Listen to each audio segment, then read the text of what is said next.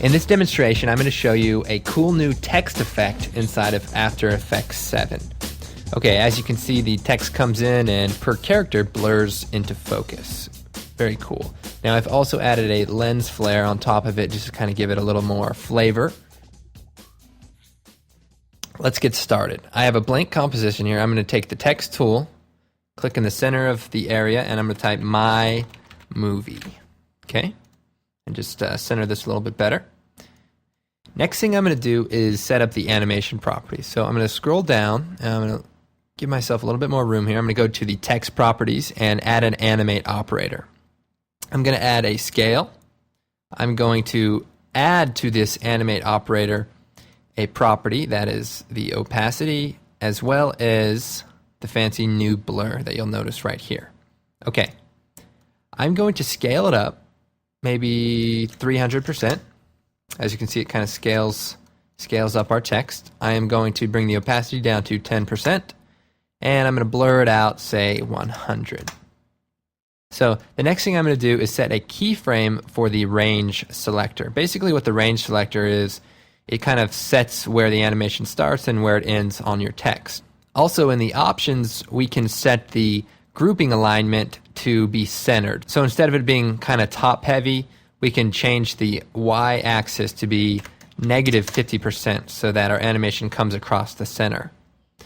Also, if we turn the blur down temporarily, you'll see that the text kind of bunches together as it is being zoomed in. So what we want to do is change the anchor point grouping to a line, and that way it kind of spreads them out. I'm going to go ahead and switch these effects back on. I'm going to change the blur back to 100, and I'm going to bring the opacity down to 0.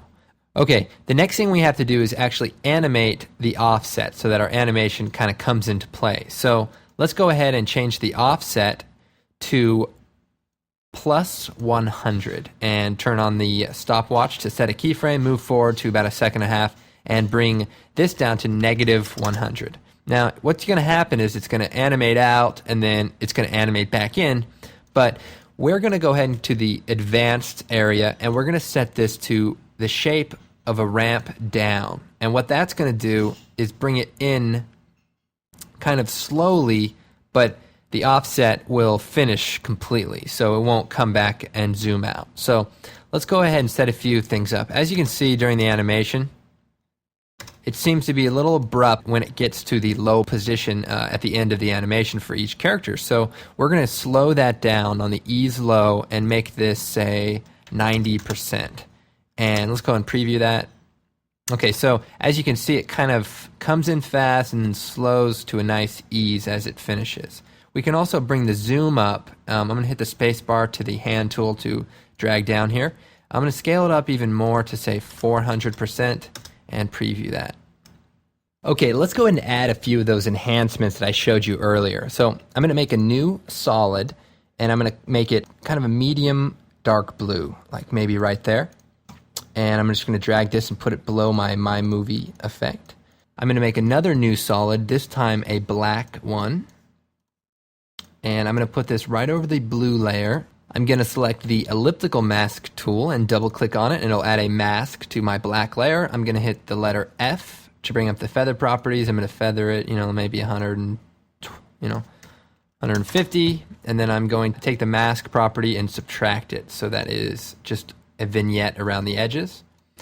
Also, I'm going to make a new solid for the lens flare, a black solid, and I'm going to go Effect, Generate, Lens Flare. I'm going to change it to the 105mm prime lens flare.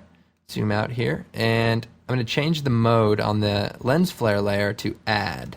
And let's go ahead and hit Enter or Return on the keyboard and type lens flare to keep track of these things. I'll call this Mask and Background. Okay.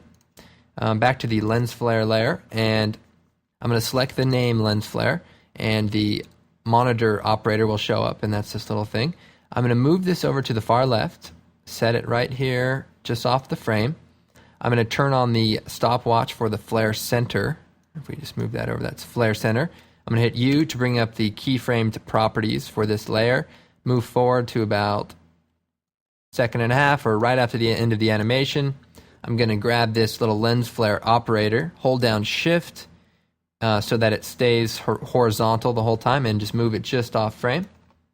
As you can see, it just flies off. And then I'm going to select the flare center name, hit F9 to add easy ease keyframes to each of these. You can also select them individually, right click, keyframe assistance, easy ease. Next thing we're going to do is change the My Movie effect and make that also add, so that when it comes in, if I shut the lens flare off, you see it kind of blends with the background a little bit better and kind of gives it a kind of a hotter effect. So anyway, with that lens flare on, I'm going to go ahead and preview it. I hope you find this tutorial useful, and thanks for watching.